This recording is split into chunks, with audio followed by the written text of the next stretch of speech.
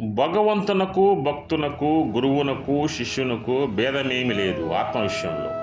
అంటే మనిషి ఆత్మ విషయంలో భగవంతుడికి ఒకే ఆత్మ ఉంటుంది, భక్తునికి ఒకే ఆత్మ ఉంటుంది, గురువుకి ఆత్మ ఉంటుంది, శిష్యునికి ఆత్మ అదే ఉంటుంది. అంటే సర్వం ఆత్మ అనేది సమానమే. మనమందరం కూడా ఒకే సర్వస్తు అంటే ఒకే సమానమైనగా ఆత్మశాస్త్రంలో ఉంటాము. కనుకనే ఆంజనేయులు శ్రీరామచంద్రుడితో ఏమిటంటే ఆత్మబుద్ధాయ త్వమేవాహం, ఆత్మదృష్టి యందు నీవు నేనిద్దరం ఒకటే శ్రీరామ, నువ్వు ఎక్కువ కాదు నేను తక్కువ కాదు, ఇది వాస్తవం అని ఆంజనేయ శ్రీరామచంద్రుడితోనే చెప్తాడు ఈ విషయం. అంటే ఏమని చెప్తాడంటే ఆత్మబుద్ధ్యా త్వమేవాహం అని. ఇది అంటే ఆత్మ అనేది చూడండి ఇద్దరికి సమానమే. అదేవిధంగా ఉపాధి వలనే జీవత్వం ఏర్పడినది. ఉపాధి భావము వీడినప్పుడు జీవుడు శివుడు కాగలడు.